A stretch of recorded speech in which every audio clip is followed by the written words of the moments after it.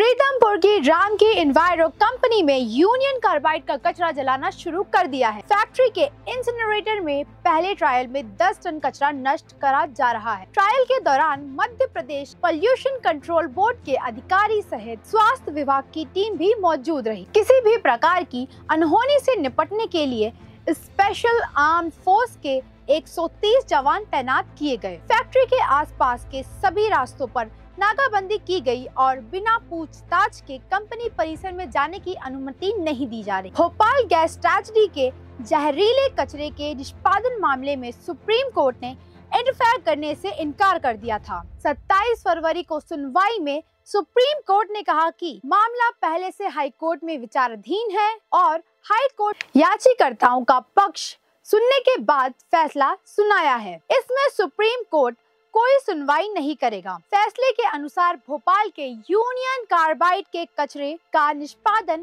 पीतमपुर स्थित राम की इन्वायरो कंपनी में किया जाएगा। कोर्ट के इस रुख के बाद पीतमपुर में यूनियन कार्बाइड के रासायनिक कचरे का निष्पादन का ट्रायल आज से शुरू हो चुका है। सेंट्रल पोल्यूशन कंट्रोल बोर्ड की टीम राम की इन्वायरो कंपनी में मौजूद है। फैक्ट्री में कचरा जलाने का दूसरा ट्रायल 4 मार्च और तीसरा 12 मार्च से शुरू होगा। इधर कचरा जलाने के ट्रायल को लेकर प्रशासन सतर्क है। 3 जनवरी को हुए विरोध को देखते हुए प्रशासन कोई कोताही नहीं बरतना चाहता है। लिहाजा इंदौर देहात और धार जिले के 24 थानों से 500 से ज्यादा पुलिसकर्मी पीतमपुर और राम की इन्वायरो फैक्ट्री के पास तैनात किए गए हैं। भोपाल से 12 कंटेनर में 5 तरह का कचरा ग्रीन कॉरिडोर बनाकर सुरक्षित व्यवस्था के साथ प्रीतमपुर लाया गया ताकि राम की इन्वायरो कंपनी में नष्ट किया जा सके। 5 तरह के कचरे में मिट्टी, रिएक्टर अवशेष, सेवन अवशेष,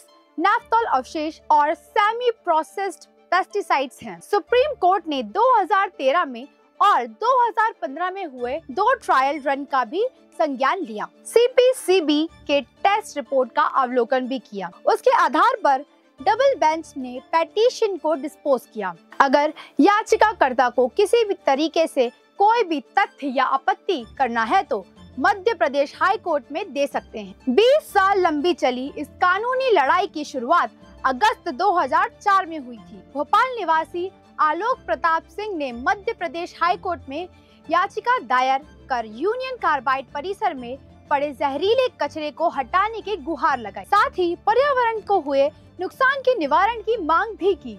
इसके बाद भी कई याचिकाएं दायर की गई। अंततः दिसंबर 2024 में हाई कोर्ट ने जहरीले कचरे के निपटान में हो रही देरी पर फटकार लगाते हुए कहा कि 1 महीने के भीतर यूनियन कार्बाइड परिसर से कचरा हटाया जाए। इसके बाद कवायद तेज हुई। आज ट्रायल रन को लेकर सुप्रीम कोर्ट ने कहा कि जैसा मध्य प्रदेश हाई कोर्ट का आदेश है उसके आधार पर आगे कार्रवाई की जाएगी। एक्सपर्ट्स के मार्गदर्शन में जो कार्रवाई चल रही है उसको भी अप्रिशिएट किया। कोर्ट ने राज्य सरकार, CPCB और MP पोल्यूशन कंट्रोल बोर्ड द्वारा किए गए प्रयासों को भी सराहा। सुप्रीम कोर्ट ने प्रीतमपुर में कचरा जलाने से रोक लगाने की याचिका दायर करने वाले चिन्मय मिश्रा ने कहा, हमें और उस क्षेत्र के लोगों के मन में शंकाएं और डर है। उसी को लेकर हम हाई कोर्ट के आदेश के खिलाफ सुप्रीम कोर्ट गए। मध्य प्रदेश हाई कोर्ट ने यूनियन कार्बाइड के जहरीले कचरे के निपटान के ट्रायल रन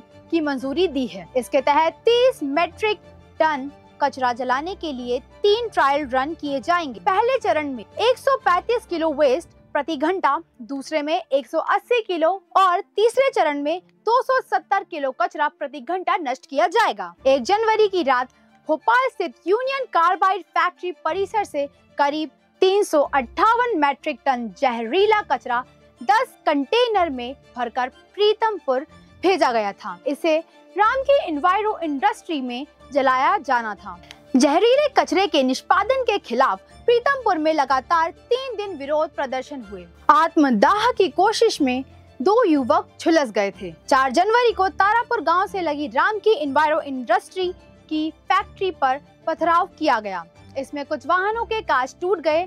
इसके बाद पुलिस ने लोगों को फैक्ट्री के पास से खदेड़ा था। प्रदर्शन के सिलसिले में पुलिस ने 3 मुकदमे दर्ज किए हैं। आइए जानते हैं भोपाल गैस ट्रेजेडी या गैस कांड क्या था। भोपाल में अमेरिका की यूनियन कार्बाइड कॉर्पोरेशन ने 1969 में यूनियन कार्बाइड इंडिया लिमिटेड का प्लांट शुरू किया था। इस फैक्ट्री में मिथॉल आइसोसाइनाइड और अल्फा नेप्थॉल के फॉर्मुलेशन से 7 ब्रांड का कीटनाशक बनाया जाता था। MIC इतना खतरनाक था कि अमेरिका इसे 1-1 लीटर की स्टील की बोतल में दूसरे देशों को सप्लाई करता था, लेकिन नियमों को ताक पर रखकर भारत में इस स्टील के कंटेनर में अमेरिका से मंगाया जाता था। 1978 में भोपाल के फैक्ट्री परिसर में अल्फा नेप्थॉल और 1979 में MIC बनाने की यूनिट लगाई। MIC का स्टोरेज टैंक अपनी कैपेसिटी से अधिक भरा हुआ था। 2 दिसंबर की रात 8:30 बजे ठोस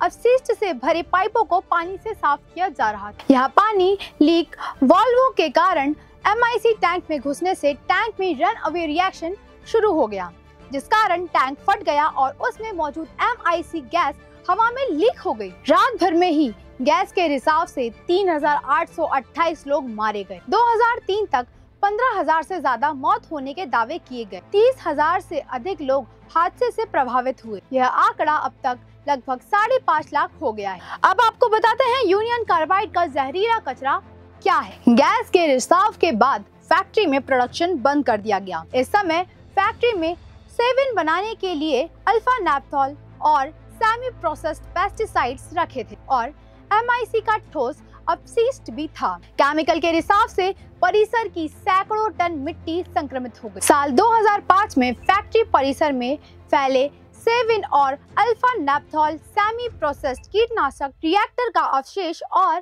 साथ ही संक्रमित मिट्टी सहित 347 टन कचरे को स्टील के ड्रम और प्लास्टिक के बोरों में भरकर RCC की फर्श वाले गोदामों में रख दिया गया था। यूनियन कार्बाइड भोपाल परिसर से पीथमपुर रामकी तक 250 किलोमीटर लंबा ग्रीन कॉरिडोर बनाया गया। 12 कंटेनर के आगे और पीछे सुरक्षा बल की 5-5 गाड़ियां लगी थी। काफिले में एम्बुलेंस और फायर ब्रिगेड की गाड़ियां भी साथ थी। दावा किया जाता है कि इस 347 टन के अलावा भी 1 लाख टन से ज्यादा संक्रमित मिट्टी और केमिकल तालाब और फैक्ट्री में मौजूद है। राम के ग्रुप के चेयरमैन अल्लाह अयोध्या रामी रेड्डी का कहना है कि पब्लिक की सोच और डर बिल्कुल गलत नहीं, लेकिन उन्हें डरने की जरूरत नहीं है, क्योंकि हमारे लोग तो 40 दिन से उसी साइट पर हैं और वहीं सोते हैं। जो प्लानिंग और SOP हैं, उसी के ग्लोबल स्टैंडर्ड्स के तहत कचरे को डिस्पोज किया जाएगा। ऐसे ही और इन्फॉर्मेटिव वीडियोस के लिए हमारे साथ बने रहे AR पॉडकास्ट पर।